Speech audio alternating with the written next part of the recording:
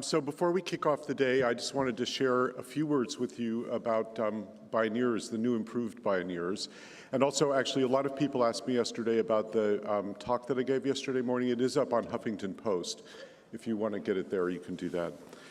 So, as I said yesterday, we face this kind of bizarre cognitive dissonance right now where the revolution has begun, and at the same time, it's 1 minute to midnight, and it's beyond urgent. We're entering a state of more or less permanent emergency. So we've been doing a lot of thinking at Bioneers and reflecting on, how we can make the greatest difference in the years to come.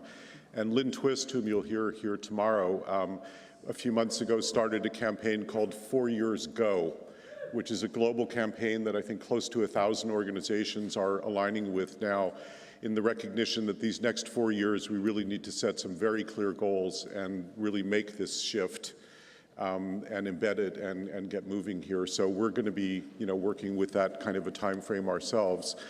And over the last 3-4 years, we've also evolved considerably in our own work and moved into different areas that we consider, very important areas of strategic action. And some of it was organic, building on what we do. Some of it is some new directions. Our core has always been about communications and education with the focus, obviously, on solutions. And, there's a quiz that's done of the American public every few years, a kind of a poll where people are asked 10 questions about the environment. And the average correct number of responses out of 10 questions here in the US is 2.2. Random guessing would produce 2.5 correct answers. Seriously. And this cuts across all levels of society, business, government, public officials, you name it, young, old. In colleges today, fewer than half of students even take any kind of environmentally related course about how the earth works. So this is the world that we're living in, and as Americans, we get most of our environmental education through the media. So we're going to be expanding a lot of our media activities. We're already in the process of doing that. We're producing a Bioneers catalog that draws on our very extensive library going back 15, 20 years. We're starting some a subscription service next year and regular webinars that'll happen probably on a monthly basis to bring together key leaders in cutting-edge issues to really get it out there and build community, build virtual community, both around issues and around zip codes, And we're going to be, we're working with a number of strategic partners now. We're currently beginning a relationship with National Geographic. We're going to be licensing some of our materials for their website as well as for their educational curricula. And we'll be able to tell you more later in the year. We're in process with a number of relationships like that, but we're really aiming to get this out there much, much more widely. The other area related to education is that for about the past decade, many, many teachers and students have been coming to Bioneers, and often whole classes come, and we're very grateful and gratified at that. This is critically important to train the next generation of leaders, and this is who's coming up. We saw a couple of the most wonderful ones yesterday. And there's another gold ring in that area, David Orr, whom you saw yesterday also, who's probably the leading environmental educator in the country, certainly one of them. Has obviously done a lot of thinking about this arena, and there are 4,100 colleges and universities in the country. What David's doing in the Oberlin project is to partner a town-gown partnership between the college and the town of Oberlin to go carbon neutral by 2020. And it's a much larger project.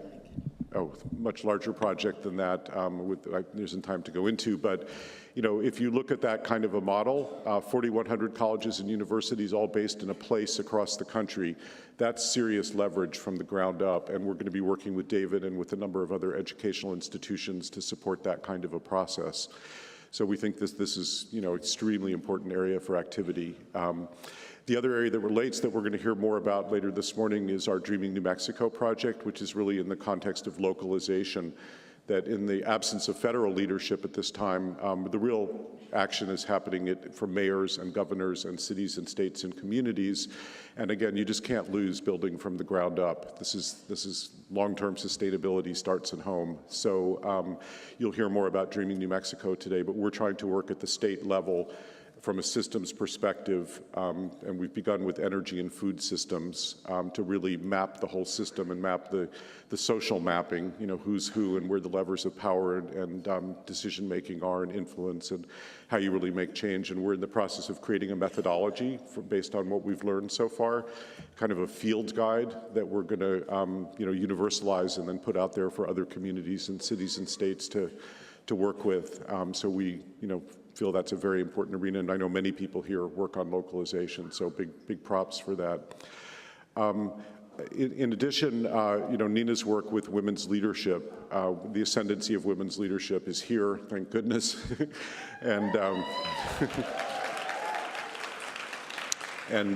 Nina and her partner, Toby Hertzlich, who's here, I know, are doing trainings and, really leadership capacity building, basically. And it's about very much connecting the inner and the outer, as well as really connecting across differences. And Nina's got all kinds of, interesting plans afoot, including kind of a train the trainers methodology and really spread the media materials much more widely. So we're very excited about that. And then most recently, just over the last couple of years, we began to look at what it would mean to reach out internationally. Obviously the environment is the ultimate transnational issue, and without going, there's a lot going on, but we just did our first event, a Bioneers Global in Holland, and I see Marcello Palazzi here, who is our partner, Marcello, from Holland.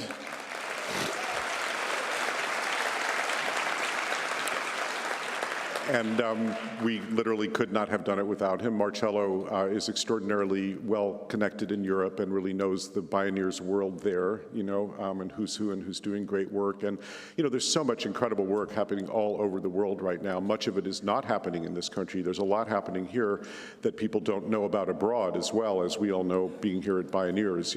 Very few people outside the country know about Bioneers world as well. So there's critically important cross-pollination. What we did in Holland was a different format. It was by invitation only, principally business, government, finance, policy, with a lesser, representation by NGOs.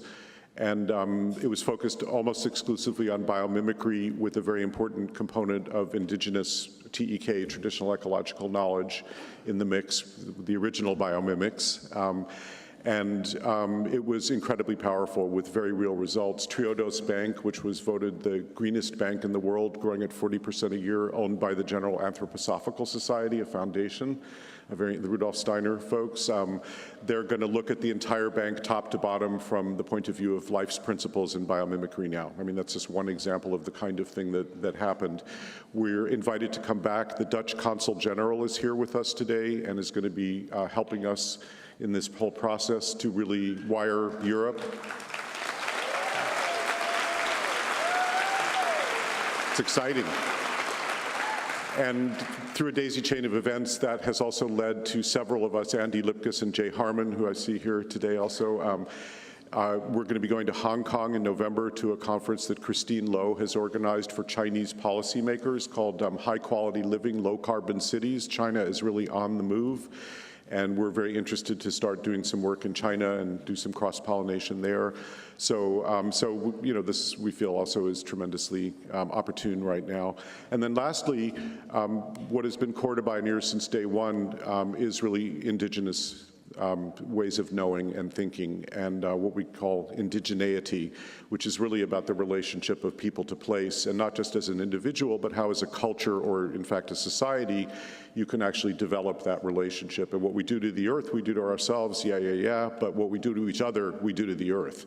So there's a whole different level of wisdom and knowledge gained over thousands of years that we feel is critically important. It's why you see so much Indigenous participation in this conference, and we're very honored at that and very grateful for the partnerships we have with Cultural Conservancy, Indigenous Environmental Network, Seventh Generation Fund, many incredibly important groups. So that's our other real focus over the next 4 years, is to try to bring all these elements together. So I just wanted to share that. Mostly we're best known for the conference in our media, and we've actually kind of evolved a little bit. And I really want to thank each and every one of you who supports our work and supports us financially. We would not be here without you. We need that support very much going forward, and in fact, we want to raise the ante to get this done. So there's a great Winston Churchill quote that I came across. He said, "It's no use saying we're doing our best. You've got to succeed in doing what's necessary." And I think that that's really the deal right now. The bar is going to be higher than we can imagine. So